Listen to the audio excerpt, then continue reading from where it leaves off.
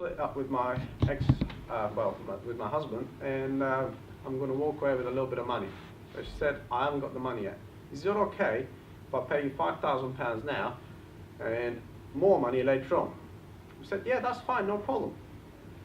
So at the time, by the time Glenn moved out, we already had a buyer lined up, so we didn't have any void periods whatsoever. So she had her £19,000 deposit. So we asked for 5, we got 19. Do you think we rejected £19,000? No, of course we took it. But that put us in a negative cash flow situation. So we took £19,000. This is right exactly when we started the business, yeah? We're complete amateurs, so we don't know what we're doing. So we had only £40 cash flow. So, but we was going to have a minus £6,000 situation where if we took £19,000 and we didn't pay the existing mortgage down, we would be minus £6,000. For that reason, we put a 7-year redemption period. That means if Tina completed the purchase and bought the house early and paid us off early, remember this, if it happened too early, we would charge her £7,000 for doing so, okay? So she moved in 6, 7, 8 months, and she called us. She said, well, now I sold my family home with my husband and I've got a large sum of money. I'd like to cash out. I'd like to pay you off, guys, so I can put it on the house. So we said, okay, Tina, no problem. Do you remember that you have an early redemption penalty? We said, yeah, no problem, I'll pay that extra. So do you think she paid $89,995? Or she paid more? More. More. Exactly. How much did she end up paying? 97. Correct, £96,000. So she ended up paying £96,000 for a property that is worth how much? 75. So it worked out for her because she wanted that time. She didn't want to apply for a mortgage, that cost money. If she bought it, she would have mortgage arrangement fees, she would have all sorts of fees. Okay, so from our first deal we did £19,400. How many of you would like to do £19,000 profit in 8 months from a negative equity property? Remember, we didn't pay anything for this property. The owner was happy for us just to babysit it on his behalf whilst he walked away, got on with his life, and we just agreed with him that we would just dispose of his problem, which is exactly what we did. So he was happy to hear from his solicitors a few months later to say, your property's been sold and land registry has been transferred to the new owner. So some of you I know I've spoken to this evening have a problem with buying property because of course it's difficult to find the finance. And sometimes we're forced into borrowing the money from your neighbour or your friend, so you do all the work and then they give you the money and then you give them half of your profits for all of the work that you've done. This way you don't have to give anything away because you don't have to pay anything for the deal. And some of our students just do negative equity deals, and there's plenty of them around the UK. There's a lot of them over in Wales, in Cardiff Bay. There's plenty of them in Manchester, Birmingham, Leeds city centres. In every city centre that was overdeveloped in the late 2000s, there are negative equity properties and worse still negative cash flow. So let's show you another babysit where this chap, Bob, was a taxi driver and he'd injured his foot and he couldn't work, so he'd fallen into arrears. He was with GE Money, so they decided to repossess the property from him or put him into possession. They were going to repossess him the week after we'd spoken to him for £1,800 arrears, £1,800 arrears, and the bailiffs were coming next Wednesday. He'd already started packing his boxes up, but he'd answered our advert in a hope that he could avoid this repossession and just buy himself a little bit more time to pack his boxes up and move in with his sister. So that's what we agreed. Bob, let's buy you some more time. Let's pay off the £1,800 arrears, stop the repossession. That'll be stopped immediately. Stay in the house and just pack up your boxes and move under your own steam when you're ready. And then we'll babysit your property for you. We'll babysit your mortgage payments for you. We're not taking them over, we're just babysitting them. And then that gives us the ability then to sell the property on to a family who would love to live in the property. So that's exactly what we did. We sold it on a vendor term agreement. Mesud, let's have some numbers on that. Right. We'll later on cover how we actually control the property, because that is the key. So when there's a repossession pending, it's very critical that you've got the right paperwork to control the property so you can pay the arrears on behalf of the owner. So you don't lose your £1,800 if you paid it. So in this instance, what we did is we signed the assisted sale agreement, okay, or we call it the joint venture agreement. So when we signed that, we secured the property, okay. So when we secured the property, now we've got power of attorney, so we can advertise the property on behalf of the seller. So in this instance, what we did is we didn't put ugly signs on it, we didn't make it all yellow, but we had a Rightmove account. We already talked to Rightmove, we agreed with them that we can advertise under the deposit amount. So that means if you go on Rightmove,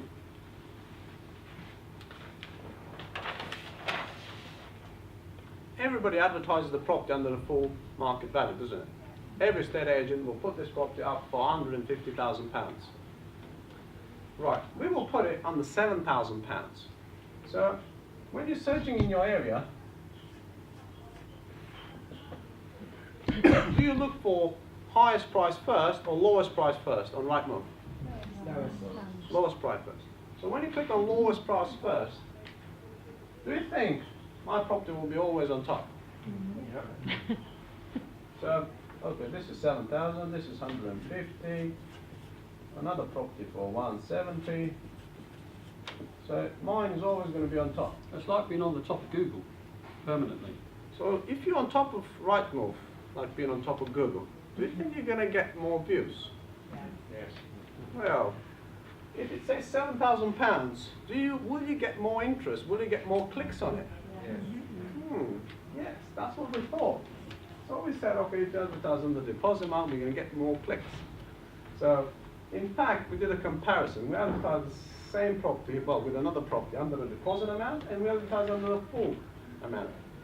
So on the full amount, over a week you get about 4,000 clicks. Yeah, 4,000 people actually look at the ad on that. Guess how much clicks you're going to get on this one over a week? 15,000. 20,000. That's close. On this one we've got about 127,000 clicks. So that's about 30,000 times more views, isn't it? So do you think it's more likely to sell this property or this property? Yes, Right. When our property says buy this property for 7,000 down, no mortgage required, how many people are we accessing? About 80% of the population, because those people can't get a mortgage but would love to own a property. What's the numbers on this? So the farm went mad basically, and one lady said, "Don't sell it, don't sell it. I'm coming to your office. I really want this property." So okay, relax, no problem. That's exactly what the other 17 people said before you. So she said, "Where is the office?" I said, "We're in Gravesend." Well, it's a bit too far, but I'll travel. She travelled 2 hours, got in our office, and we looked at her income, we looked at her expenditure, said, "I've got £9,000, no problem, I'll pay you £7,000 up front." Actually, they were renting a 2-bedroom flat in Dagenham, and they had 2 kids, so their kids were sleeping on the floor. So they've been renting, and their rent actually was higher than the monthly payments on this property. So they love the fact that they can move it £7,000 in, their monthly payments will be cheaper, and at the same time they'll own a nice 3-bedroom house. So we moved them in, we took £7,000 deposit, £250 net cash though. Over a 5-year period, that's £15,000. Also, we bought the property quite cheaply from Bob. So that means £20,000 back-end profit. So a 3-bedroom house, guy who wants to move out, is happy to sell, family that can't afford to buy a house. So basically we're matching 2 people who are in need, and we make £42,000 a deal. How would that make you feel, £42,000? Remember, our total outlay on this was £1,800. And then when we took the deposit, upfront deposit, we took 7,000, so we got our 1,800 back. So for a property that cost us absolutely no money at all, we didn't need to go to the bank and get a mortgage, but we have a power of attorney over it, which is a very, very powerful document. 42,000. We've chosen some of our smaller deals this evening, to be honest with you. We didn't really want to put too many large deals on there because some of them are not really they're difficult to believe. So these are represent some of the smaller deals that we've done. Actually, we did the same deal, similar deal today. A gentleman turned up after lunch, 1:30. Okay, we said, sorry, well, we can't look after you. We have to go to Hatfield. We're speaking at Progressive Property Network event. So please, I'm getting repossessed on Friday. I beg you. He said, okay, well, I'll try my best. He said, I'm ready. All I want is £15,000. I said, well, £15,000? He said, I'm going to settle for 10. But do you know what? I was expecting to pay actually half that. He said, okay, give me 8. I said, okay, no problem, I'll give you 8. Mortgage outstanding 100. 8,000 to him, total I have to pay him 109. Property is in Walthamstow, 1-bedroom flat. How much do you think it's worth? 250? 150.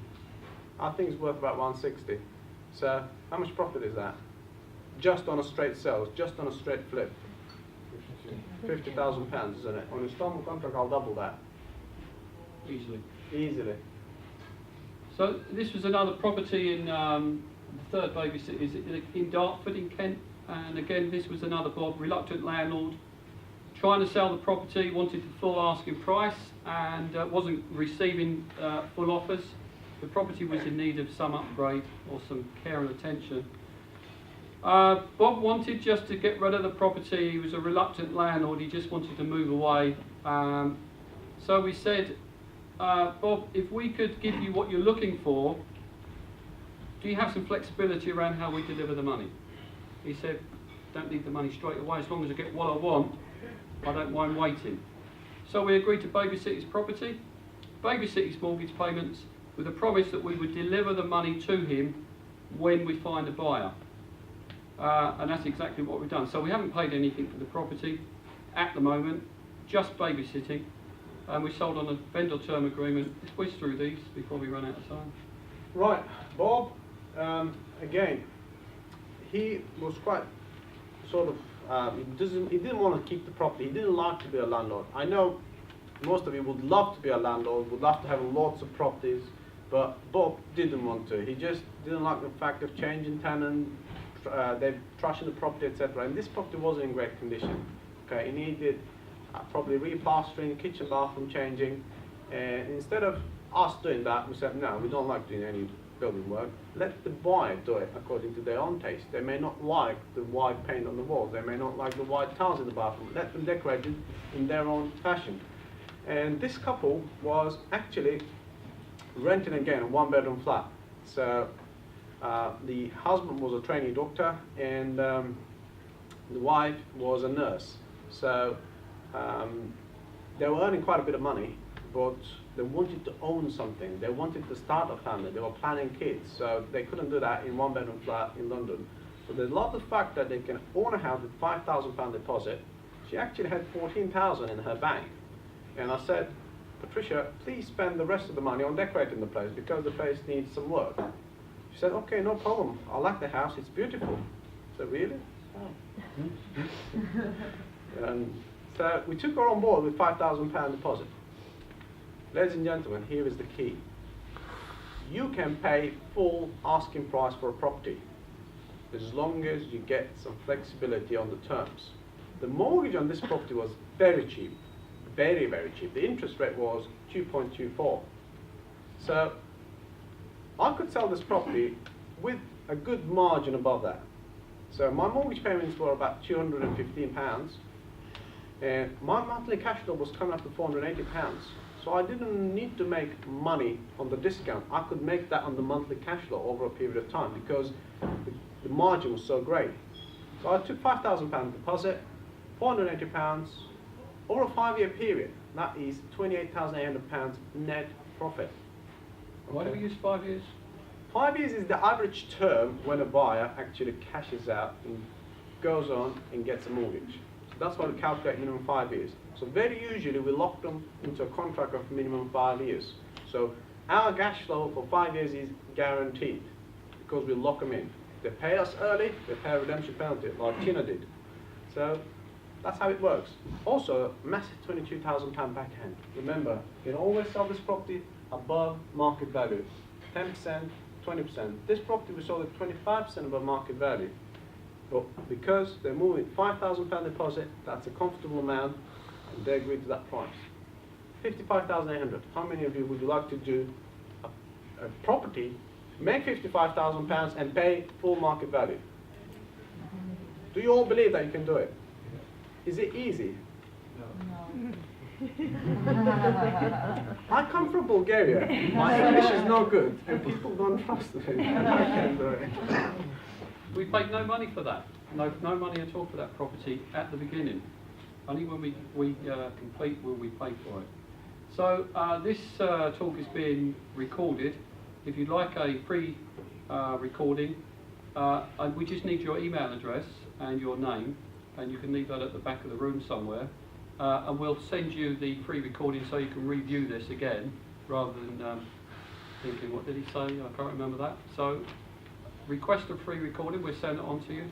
And if you would like a free place on our next workshop, which is on the 7th and 8th of June, it's a 2-day workshop with further discussion around what we're doing.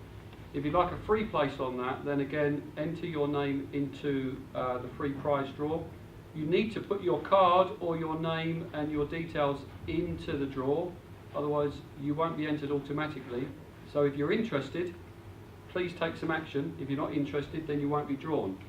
And we'll be pulling out the prize winner nearer to the time of our workshop, 7th and 8th of June.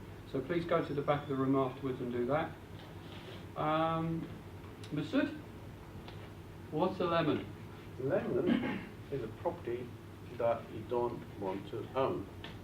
So imagine you have a house that you own, you bought it at the height of the market, but the market has crashed and it's upside down. Exactly like the property that Glenn owned, the first property we showed you. That's a property that is either upside down, negative equity. If you sold it today, it will cost you money to get rid of it. Something like this. Just suppose this house is worth £100,000 and the mortgage outstanding on it is 110. So if you had to sell the property today, it will cost you £10,000 to get rid of it. So this is a property alone. Lemon is also a property where the rental income is less than the monthly outgoings. So that could be because of costly service charge, costly maintenance fees, could be because the mortgage is expensive. And even if it's not a lemon yet, a slight increase in the mortgage rates would make it a lemon. Recently, Santander increased their standard variable rate from 4.24 to 4.74. That's a 0.5% increase. That all of a sudden created 70,000 negatively cash flowing properties in the buy-to-let market. So, do you think the interest rate is going to stay the same forever? Do you think if they increase the monthly payments, there will be more lemons in the market? Some of those properties that are cash flowing £50, £75, £100 a month will soon be swallowed up into negative cash flow because the interest rates will rise 0.25%, and a lot of people that were just enjoying that, just that little bit of income, will lose it. A lot of you here may remember the days of negative cash flow. I certainly spent a lot of years writing off some of my my rental losses, because I remember those days when the interest rates were high and I was making rental losses year on year. So negative cash flow looks a bit like... This is a typical property. Doug owned this one-bedroom flat. We're going to just show you in a minute. It was a one-bedroom flat in Manchester town centre. It was a quite lovely place, right in the town centre, but the rent was only £525. The monthly outgoings £645. That's including the mortgage, service charge, ground rent payment. That's excluding management fees, excluding voids, and excluding wear and tear. This is costing how much? £120. £120 every month. £120?